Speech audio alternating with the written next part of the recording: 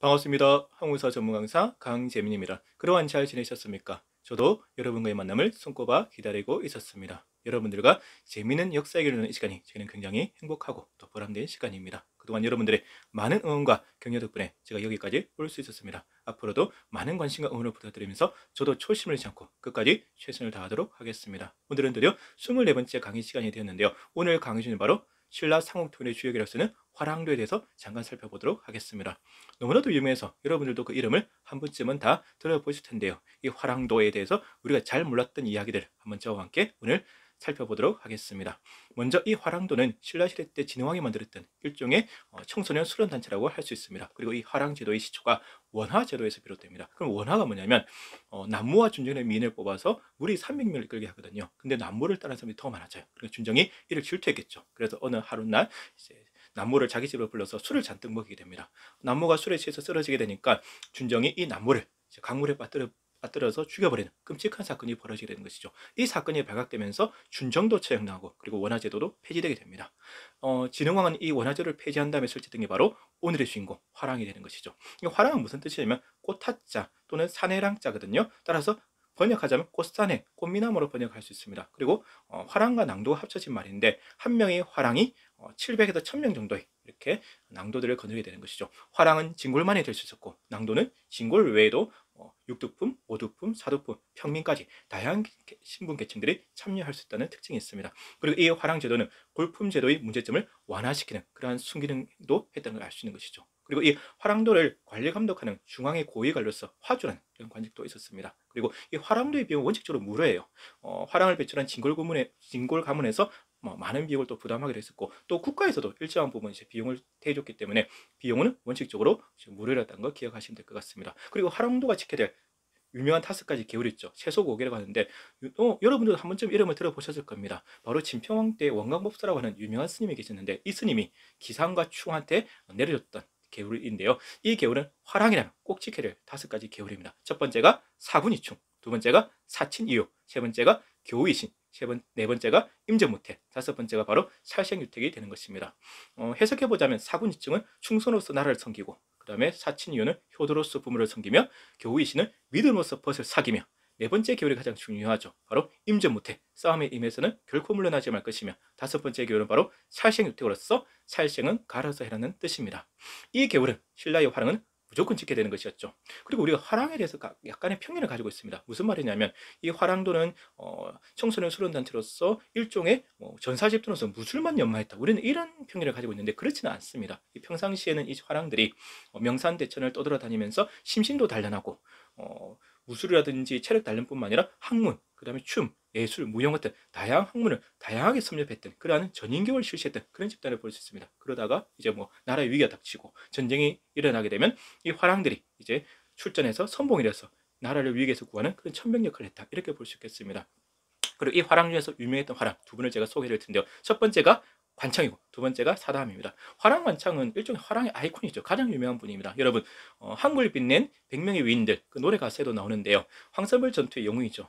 이 황산벌 전투 아시죠? 백제와 신라의 운명 같은 그 마지막 비장했던 처절했던 전투인데 이때 김유신 장군이 이끄는 신라의 5만 대군과 계백 장군이 이끄는 백제의 5천 결사대가 최후 혈전을 벌이게 됩니다. 근데 초반에 김유신 장군이 굉장히 고전해요. 4번을 물어 연급 붙이게 됩니다. 그러니까 김유신 장군이 고민에 빠질 수밖에 없었죠. 이때 김유신 장군의 동생이었던 김훈순 장군이 자기 아들 방구리를 부릅니다. 지금 나라가 위기에 빠진데 너는 왜 가만히 있냐? 나가서 싸워서 죽어라. 이렇게 얘기하는 것이죠. 그래서 방구리가 혼자 용감하게 백제군과 싸우다가 잡혀 죽게 됩니다. 이 방구리의 절친이 바로 화랑 관창인데요. 이 관창의 아버지 김품일 장군이 이제 관창을 부릅니다. 친구가 죽었는데 너는 왜 가만히 있냐? 너도 나가서 싸워서 이렇게 죽어라 이렇게 얘기합니다. 그래서 화랑관창이 혼자서 나가서 싸우다가 이제 백제군한테 잡혀서 계백장군 앞에 끌려가게 되는 것이죠. 계백장군이 화랑관창의 투구를 뺏겨보니까 16살밖에 안 돼 너무나도 애띤 소년입니다. 차마 죽이지 못하고 이제 화랑관창을 돌려보내게 되는 것이죠. 이 모습을 보고 그 비정하고 좀 약간 못된 아버지 김풍일 장군이 화를 냅니다. 너는 왜 살아서 돌아왔느냐? 다시 나가서 죽어라 이렇게 얘기합니다. 그래서 화랑관창이 다시 나가서 싸우다가 또 백제군에 사로잡혀서 계백장군 앞에 끌려오게 되는 것이죠. 계백장군이 두 번째는 살려둘 수 없었습니다. 그래서 화랑관창이 목을 잘라서 타고 말에다가 매달아서 신라군에게 돌려보내는 것이죠. 이 모습을 보고 신라군이 사기충천해서 백제군을 이겼다는 것이죠. 그러면서 계백장군과 5천 백제 결사대가 화랑선벌 전투에서 전멸당하게 되고, 이 전투로 이제 계백은 아니 화랑관창은 나라를 구한 영웅으로서 마치 화랑의 아이콘처럼 이렇게 유명해지게 되는 것입니다. 그리고 제가 소개드릴 두 번째 이제 화랑은 바로 사담인데요. 진흥왕 때 이제 화랑이거든요. 진흥왕이 마지막까지 남아있던 가야 대가야를 정복하기 위해서 전쟁을 벌이는데, 이때 이제 사담이 자원하게 됩니다. 근데 사담의 나이가 그 당시에 15세, 16세에 불과한 굉장히 어린 소년이었어요. 그래서 진흥왕이 말리는데도 불구하고 결국엔 출전했고, 삼국사의 기록에 따르면 이 대가야를 정복하는 과정 속에서 사담의 공이 가장 컸다고 합니다. 진흥왕 기뻐하면서 많은 토지와 노비를 이제 상으로 하사하거든요. 근데 이 화랑 사담이 인품도 굉장히 좋았던 것 같아요. 하사받은 토지를 부하들한테 나눠줬고, 또 노비는 양인으로 해방시켰다고 합니다. 그리고 이 사담은 자기 희화낭도로 추정되는 무갈랑이라는 친구와 생사를 같이 하기로 했는데, 안타깝게도 무갈랑이 먼저 일찍 세상을 뜨게 됩니다. 그러자 이 사담도 이를 슬퍼하다가 일주일 뒤에 따라서 죽었다는 기록에 나오게 되는 것이죠. 친구와의 신의를 태단처럼 여겼던 신라 화랑의 면모를 엿볼 수 있는 대목이라 할 수 있겠죠. 그리고 제가 항상 약소국이자 후진국이던 이 신라가 어떻게 해서 삼국 통일의 최후의 승자가 될 수 있을까? 그 이유를 제가 여러 가지로 말씀드린 바가 있습니다. 유연한 외교, 능수능한 외교, 그 외에도 끊임없이 변화와 계획을 추구하고 또 그 절박함이 있었다, 이런 말씀을 드렸는데, 오늘 한 가지 더 덧붙이고자 합니다. 바로 신라의 화랑정신이 신라 삼국통일의 중요한 원동력이었다고 볼 수 있겠죠. 나라에 충성하고 부모님께 효도하고 또 친구와 신을 태산처럼 했던 이러한 화랑정신이 있었기 때문에 신라가 그 많은 어려움 또 그 장애물을 극복하고 최후의 승자가 될 수 있다고 볼 수 있는 것이죠. 일례로 일제강점기 때 유명한 독립운동가이자 민족주의 사학자는 단재신초 선생도 이런 말씀을 하셨죠. 난가정신이라고 표현하면서 신라의 화랑정신을 본받자는 말씀을 하셨는데, 이것이 오늘날 우리 사회에도 저는 적용된다고 봅니다. 지금 21세기 대한민국의 모습이 어떻습니까? 이거 굉장히 참담합니다. 인륜도덕이 땅에 떨어지고 모든 것은 이해관계에 따라 움직입니다. 그렇지 않습니까? 기회주의가 판을 치고 배신, 야합이 밥 먹듯이 하고, 거기다가 모든 게 물질 만능주의로 돌아가게 됩니다. 굉장히 암울한 현실이죠. 이러한 21세기 대한민국에 필요한 게 바로 신라의 화랑정신이다. 우리가 지금 이 신라의 화랑정신을 조금은 본받아서 실천한 노력이 필요하지 않을 그런 생각을 하게 됩니다. 이 화랑들은 당시 신라 사회에서 존경받는, 추앙받는 일종의 아이돌 같은 존재들이었거든. 집안 좋지 않습니까? 진골 가문이고 문물을 다 겸비한 화려한 스펙과 능력도 있는 사람들이죠. 그리고 얼굴도 잘생겼고 그리고 뛰어난 인품이 있었습니다. 만약 이분들이 집안만 좋고 스펙만 좋다면 그렇게 존경받지 못했을 겁니다. 신라 화랑들이 그 당시 신라 사회에서 그렇게 존경받을 수 있던 이유는 바로 이러한 뛰어난 인품, 고매한 정신에 있었던 것이죠.